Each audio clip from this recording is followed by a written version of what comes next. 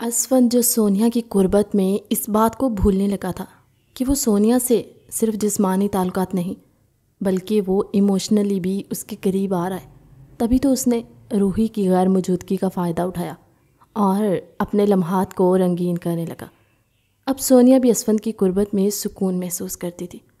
وہ تھی تو کم عمر، مگر دکھنے سے وہ 18 یا 19 سال کی جوان لگتی تھی۔ خیر، وقت گزرتا رہا اور آج اسفند اور سونیا کے نکاح کو 2 ماہ کا وقت گزر چکا تھا۔ اب وہ اس فلیٹ میں اکیلی رہتی تھی اور روحی جو ملک ہاؤس میں ساس سسر کے ساتھ تھی، اس نے الشبہ کے تھرو اپنا علاج شروع کروایا ہوا تھا۔ اسفند جو آج جب ملک ہاؤس آیا تو سامنے سب سے پہلے سامنا نفیسہ بیگم سے ہوا۔ بیٹے کو پیار کرتے ہوئے بولی، اسفند کیا بات ہے میرے بیٹے، آج کل تم گھر بہت کم آتے ہو، خیریت تو ہے؟ وہ ماں کے ساتھ چلتا ڈرائنگ روم میں آ گیا، جہاں روحی نے ایک گھوری سے اسے نوازا اور اسے نظر انداز کر دی، اپنے موبائل میں گم رہی۔ اسفند بولا، اماں جی آپ کو تو پتہ ہے جب بزنس بڑھتا ہے تو وقت زیادہ دینا پڑتا ہے، امپلائز پر چھوڑوں تو سب محنت پر پانی پھیر دیں وہ۔ خیر آپ سنائیں اپنی صحت کا، شوگر کیسی ہے، دوائیاں لے رہی ہیں نا آپ وقت پہ؟ نفیسہ بیگم بولی، بیٹا پتہ نہیں زندگی کب ساتھ چھوڑ دے، بس اللہ مجھے تمہاری خوشیاں دیکھنے نصیب کرے۔ اسفند نے ماں کو ساتھ لگایا، ماتھے پر بوسہ دیا اور بولا، اماں جی اللہ آپ کا سایہ ہمارے سروں پر سلامت رکھے۔ خیر چھوڑیں ایسی باتیں، بابا کدھر ہیں؟ آج ہم سب باہر چلتے ہیں، کیوں روحی؟ روحی بولی، جو آپ کو اچھا لگے وہ کرو، میرا موڈ نہیں ہے باہر جانے کا۔ آج پہلی بار ایسا ہوا تھا کہ روحی نے بے رخی سے اسفند سے بات کی، اور وہ بھی ماں کے سامنے۔ نفیسہ بیگم بولی، اسفند بیٹا اس سے کیا ہوا؟ تمہارے آنے سے پہلے تو اس کا موڈ ٹھیک تھا، پھر اچانک کیا ہوا؟ کہ تمہارا دونوں کا کوئی جھگڑا ہوا ہے؟ اسفند بولا، نہیں اماں جی، بس وہ بچے کی وجہ سے پریشان رہتی ہے، اور جب سے اسے پتہ چلا ہے کہ آپ میری دوسری شادی کر دیں گی تب سے کچھ زیادہ ہی حساس سی ہو گئی ہے۔ نفیسہ بیگم بولی، دیکھو اسفند، ہم روحی کے ساتھ کوئی زیادتی نہیں کرے، وہ اسی حق سے رہے گی جیسے وہ رہ رہی ہے، اور آج تک ان 10 سالوں میں نے کبھی روحی کو یہ بات نہیں کہی کہ وہ بانجھ ہے۔ یہ سب اللہ کے کام ہے۔ چلو تم کمرے میں جاؤ، فریش ہو جاؤ، میں ملازمہ کے ہاتھ چائے بھجواتی ہوں۔ اسفند ماں کے پاس سے اٹھا، سیڑھیاں چڑھتا سوچ رہا تھا کہ روحی کو اچانک ہوا کیا ہے۔ وہ کمرے میں داخل ہوا تو روحی بیڈ پر لیٹی، اوپر کمبل اوڑھے تھی۔ اسفند جو سیدھا اس کے پاس جا کر بیڈ پر بیٹھا تو روحی چپ چاپ آنکھیں بند کیے لیٹی رہی۔ اسفند نے اس کا ہاتھ اپنے ہاتھ میں لیا اور بولا، کیا بات ہے روحی، تو میری کالز بھی ریسیو نہیں کری اور اب بھی تمہارا موڈ آف ہے؟ کوئی بات ہے تو شیئر کرو تاکہ کوئی حل نکالیں۔ روحی اٹھی اور ایک دم سے بولی، آپ اب ہفتہ ہفتہ گھر نہیں آتے، اماں جی سے تو جھوٹ بول سکتے ہو مگر مجھ سے نہیں۔ جانتی ہوں آپ اسی سونیا کے پاس اپنی راتیں رنگین کرنے جاتے ہیں، اور میں تو اب آپ کی زندگی میں کوئی فالتو چیز ہوں جس کا نہ کوئی فائدہ ہے آپ کو اور نہ نقصان۔ اور اسفند، ایک دن آئے گا کہ میری جگہ پر وہ 2 ٹکے کی ملازمہ آ جائے گی اور میں کچھ نہیں کر پاؤں گی۔ روحی زور زور سے رونے لگی کہ اسفند جو خاموشی سے سب سنتا رہا، اب روحی کو اپنے ساتھ لگائے کہنے لگا، اگر مجھے تم سے اتنی اکتاہٹ ہوئی ہوتی تو میں جھٹ سے دوسری شادی کے لیے ہاں کر دیتا، مگر تم نہیں سمجھو گی۔ ملازمہ چائے لے کر آئی، وہ دونوں چائے پی رہے تھے کہ اسفند کا موبائل بجا، جس پر سونیا کی کال تھی۔ اسفند دل میں سوچنے لگا کہ ابھی تو اس کے پاس سے آیا ہوں تو پھر اب یہ کال کیوں کر رہی ہے، کیونکہ اسفند جب گھر آتا تھا تب سونیا اسے کال نہیں کرتی۔ روحی جس کا دل کیا ہر چیز کو آگ لگا دے۔ اسفند نے کال ریسیو کی تو سونیا بے حال سی آواز میں بولی، اسفند اسفند، یہ کہہ کر وہ خاموش ہو گئی۔ ادھر اسفند جو سونیا کو آوازیں دے رہا تھا مگر آگے سے کوئی جواب نہ آیا تو وہ کہنے لگا، سونیا کو مدد کی ضرورت ہے۔ چائے وہیں ٹیبل پر چھوڑتا ہوا وہ جانے لگا۔ روحی کہنے لگی، آپ ابھی تو آئے تھے، ہو سکتا ہے نیٹ ورک کا مسئلہ ہو اور آواز نہیں آ رہی۔ مگر اسفند جو روحی کو اور اس کی باتوں کو نظر انداز کرتا سیڑھیوں کے 2 سٹیپ ایک ساتھ اترتا چلا گیا۔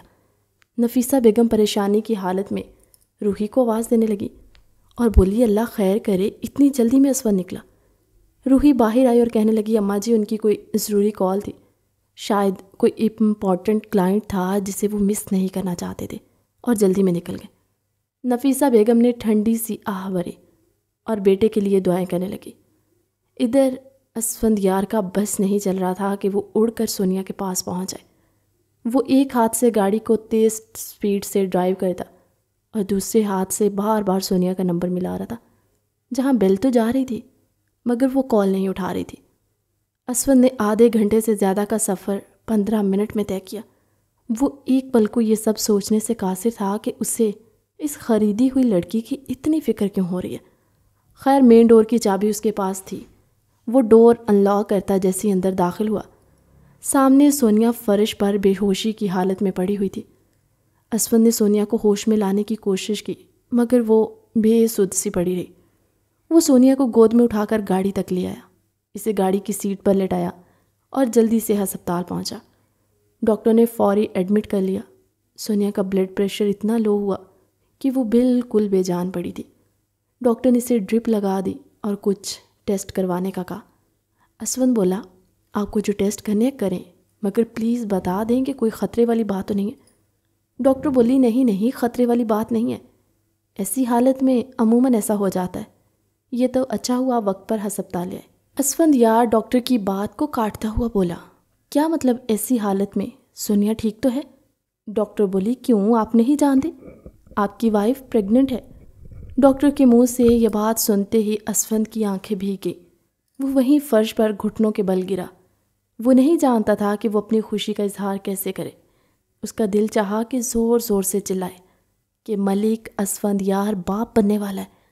ڈاکٹر نے کہا، ملک صاحب آپ ملنا چاہیں اپنی وائف سے تو مل سکتے، وہ ہوش میں ہے۔ اسفند جو اس وقت اس بات کو بھول چکا تھا کہ وہ ایک بڑا بزنس مین ہے، بس اسے ایک ہی بات یاد تھی کہ وہ باپ بننے والا ہے۔ وہ جیسی اندر گیا تو سونیا رو رہی تھی۔ وہ پاگلوں کی طرح بیہیو کر رہا تھا۔ بولا، سونیا کیوں رو رہی ہو؟ یہ تو خوشی کی بات ہے۔ تمہیں پتہ ہے تم نے میری زندگی کو مکمل کر دیا۔ تم جو مانگو گی میں تم سے وعدہ کرتا ہوں میں تمہیں وہ دوں گا، بس تم اپنے منہ سے اپنی خواہش بتاؤ۔ سونیا جو بنا بولے اسفند کی خوشی دے کر آنکھوں سے آنسو بہائے جا رہی تھی کہ اچانک اسفند نے اس کا ہاتھ جس پر برنولا لکھا تھا اسے اپنے ہاتھ میں تھاما اور اسے چوما۔ سونیا جو سوچوں میں گم سی ہو گئی۔ اب سونیا اسفند سے دور نہیں ہونا چاہتی تھی۔ اسفند بولا، سونیا کیا تم خوش نہیں ہو؟ بولی، جی میں نے کیا خوش ہونا ہے، اس بچے کے بعد آپ سے دور ہو جاؤں گی، آپ تو مکمل ہو جاؤ گے اور میں ساری زندگی کے لیے ادھوری ہو جاؤں گی۔ خیر اب میرے لیے آپ کی خوشی سے بڑھ کر اور کچھ نہیں ہے۔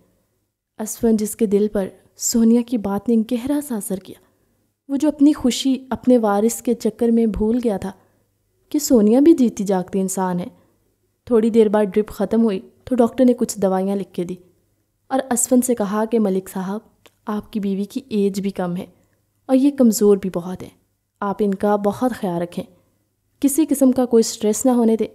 شروع کے دن احتیاط کے ہوتے ہیں، اللہ نہ کرے ذرا سی لاپرواہی سے بچے کی جان کو خطرہ ہو سکتا ہے۔ اسفند جو ڈاکٹر کی باتوں کو اتنے غور سے سن رہا تھا کہ ایک بھی بات پر وہ کوتاہی نہیں کرنا چاہتا تھا، وہ سونیا کا ہاتھ تھامے ہسپتال سے باہر آیا۔ وہ اپنا موبائل گاڑی میں ہی بول آیا تھا۔ جب سونیا کے ساتھ گاڑی کے پاس پہنچا تو سونیا گاڑی کی پچھلی سیٹ پر بیٹھنے لگی۔ اسفند بولا، سونیا پلیز آگے بیٹھو۔ آج پہلی بار وہ اسفند کے ساتھ باہر آئی تھی۔ سونیا بولی، میں ٹھیک ہوں ادھر۔ تو وہ گاڑی کا دروازہ کھول کر کہنے لگا، آؤ گی یا اٹھا کے بٹھاؤں؟ سونیا اٹھ کر گاڑی کی اگلی سیٹ پر بیٹھ گئی۔ دوسری جانب سے اسفند بھی ڈرائیونگ سیٹ پر آ کر بیٹھ گیا۔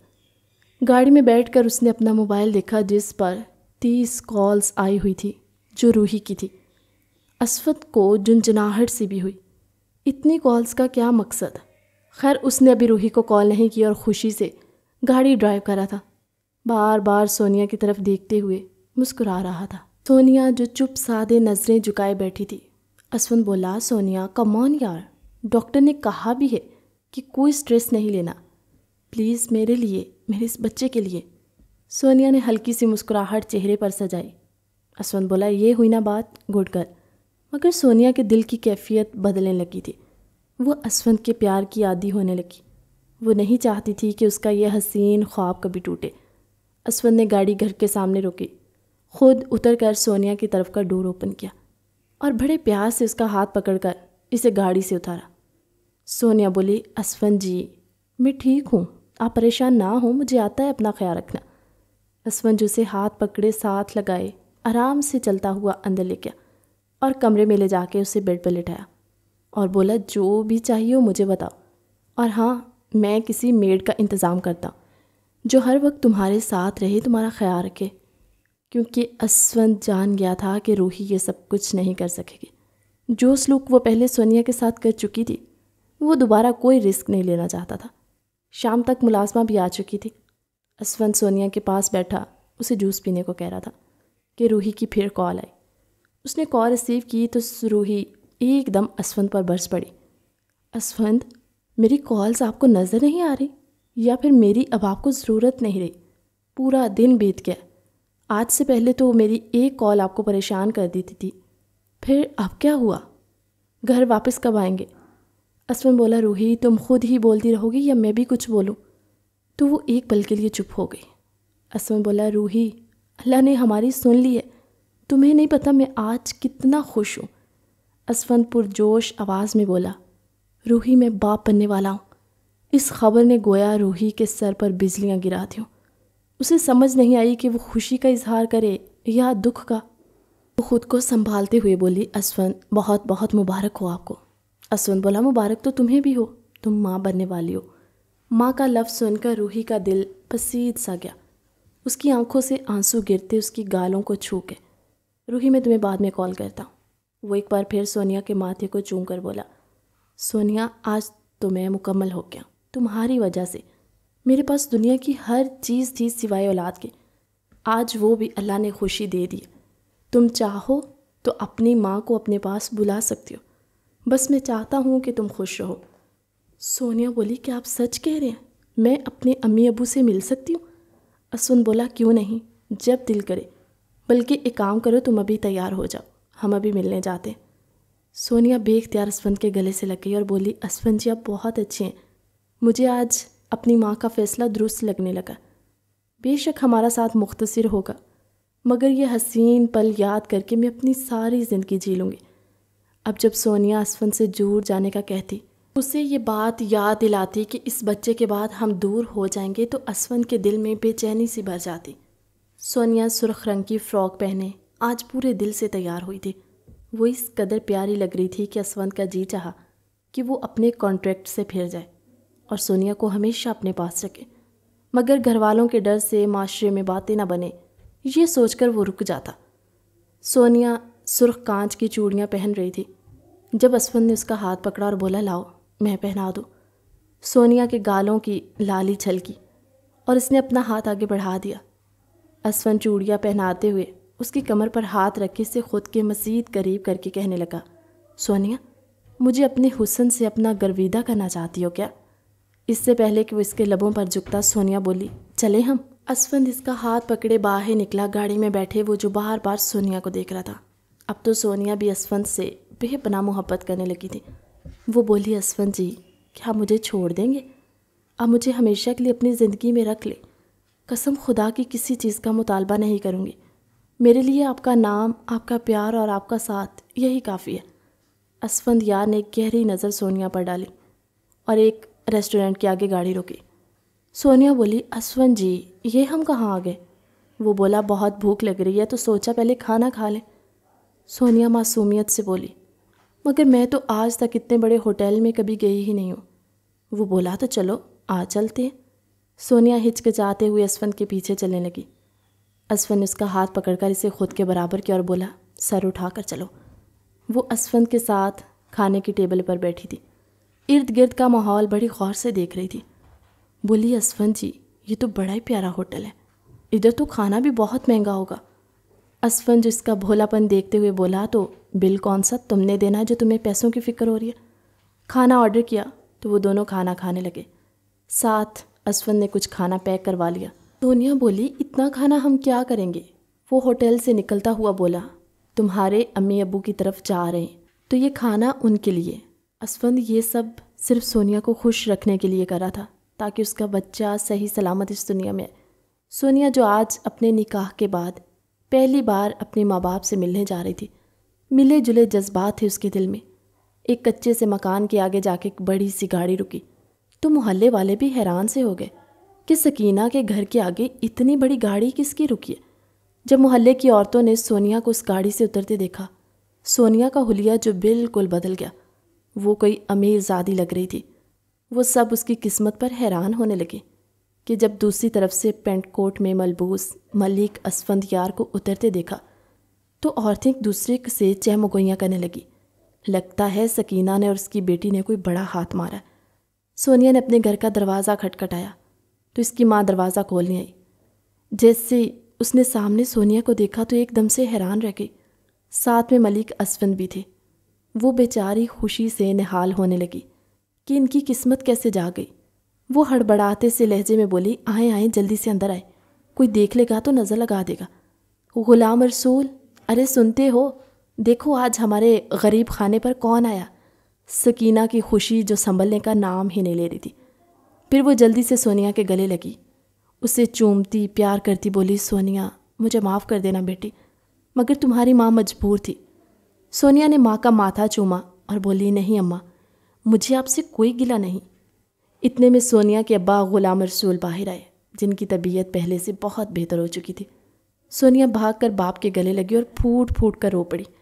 اسفند جو ایک سائڈ پر کھڑا سارا منظر دیکھ رہا تھا، آج خود باپ بننے کی خبر نے اسے احساس دلایا کہ سونیا کے والدین، جن کی وہ اکلوتی اولاد ہے، وہ ان سے دور ہے، کیونکہ اسفند نے نکاح کے وقت یہ شرط بھی رکھی تھی کہ جب تک سونیا میرا وارث پیدا نہیں کر دیتی تب تک نہ وہ آپ سے ملے گی اور نہ آپ لوگ اس سے، سونیا سے کوئی رابطہ رکھو گے۔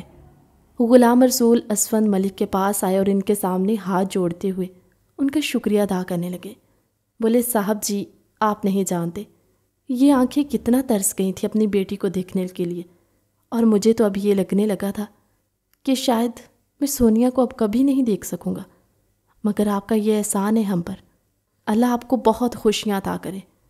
اسفند نے سونیا کے بوڑھے باپ کے ہاتھ پکڑے اور بولا، پلیز آپ اس طرح مت کریں، بلکہ آپ کا جب دل کرے اپنی بیٹی سے مل سکتے ہیں۔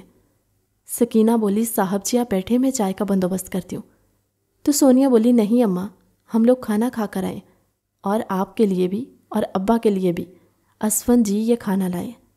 اسفند بولا، بھئی سونیا، اپنی امی ابو کا منہ میٹھا نہیں کرواؤ گی کہ تم ماں بننے والی ہو؟ اس خبر پر اس کے ماں باپ کے چہرے پر خوشی اور غم دونوں تاثرات تھے۔ شاید اب اسفند بھی وجہ سمجھ گیا تھا۔ خیر تھوڑی دیر بعد وہ وہاں رکے اور پھر اسفند بولا، اب اجازت دیجیے، مجھے بہت ضروری کام ہے۔ سونیا ماں باپ سے مل کر باہر آئی۔ اس کی ماں اور باپ جو دروازے میں کھڑے دور تک بیٹی کو جاتے دیکھتے رہے، اور آج وہ کافی مطمئن بھی ہو گئے تھے۔ سونیا جو گاڑی میں بیٹھی اسفند کا شکریہ ادا کر رہی تھی، تو وہ بولا، بس ایک وعدہ کرو کہ تم میرے بچے کا بہت خیال رکھو گی۔ سونیا بولی، اپنی جان بھی دینی پڑی تو دے دوں گی، مگر اس بچے کو کوئی نقصان نہیں ہونے دوں گی۔ اسفند جی میرے لیے اب آپ کی خوشی سے بڑھ کر اور کچھ نہیں ہے۔ اسفند سونیا کو فلیٹ پر ڈراپ کرتا، اسے نصیحت پر نصیحت کرتا اب جانے لگا تھا۔ سونیا کے پاس گھر میں ایک میڈ تھی جو ہر وقت اس کے ساتھ رہتی۔ اسفند آفس تھا جب ملک حسن بھی آفس پہنچے اور بولے، بیٹا کیا بات ہے، آج کل تم آفس بہت کم نظر آ رہے ہو، سب خیریت تو ہے؟ اسفند نے بہانہ سا بنایا، نہیں بابا، 2-3 کلائنٹ تھے جو بہت امپورٹنٹ تھے، ان کے ساتھ میٹنگز آفس سے باہر ہی ارینج تھی اس لیے۔ حسن صاحب بولے، اسفند بیٹا، پروفیشنل لائف کے علاوہ تمہیں پرسنل لائف کی طرف بھی توجہ دینی ہوگی۔ کیا مطلب بابا، میں سمجھا نہیں۔ حسن صاحب بولے، اب تم اتنے بھی بچے نہیں ہو برخوردار، تمہاری شادی کو 10 سال ہو گئے، اور کتنا انتظار کریں گے ہم؟ تمہیں اب دوسری شادی کرنی ہی ہوگی، اور یہ میرا حکم ہے۔ اسفند جو سوچ میں پڑ گیا اور بولا، کچھ وقت دیں پھر میں بتاؤں گا۔ ملک حسن تھوڑا جذباتی ہو کر بولے، جب تمہارے ماں باپ اس خوشی کو ترستے قبروں میں چلے جائیں گے، کیا تم پھر فیصلہ کرو گے؟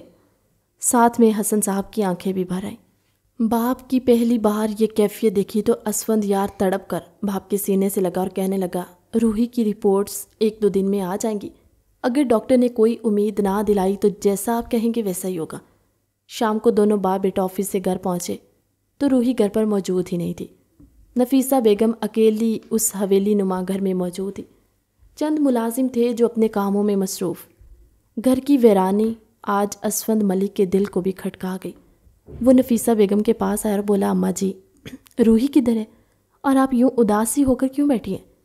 نفیسہ بیگم بولی روحی تو دوپہر سے الشبا کی طرف ہے، باقی میں اداس رہوں یا خوش تم بس جو کر رہے ہو کرتے رہو، ماں باپ کیا چاہتے ہیں تمہیں اس سے کوئی فرق نہیں پڑتا، بس باتوں سے ہمارا جی بہلاتے ہو۔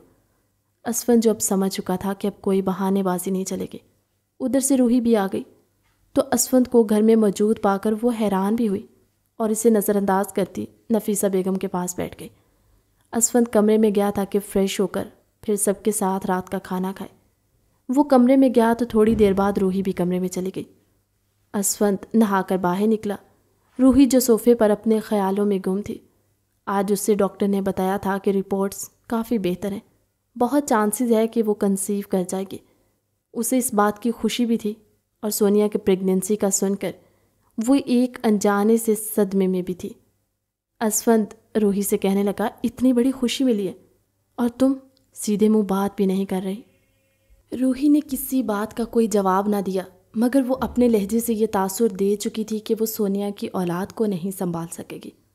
اسفند بولا روحی کل گھر والوں کو یہ خبر دیں گے کہ تم حاملہ ہو اور بہت جلد اس گھر کا وارث، اس گھر کی خوشیاں آنے والی ہیں۔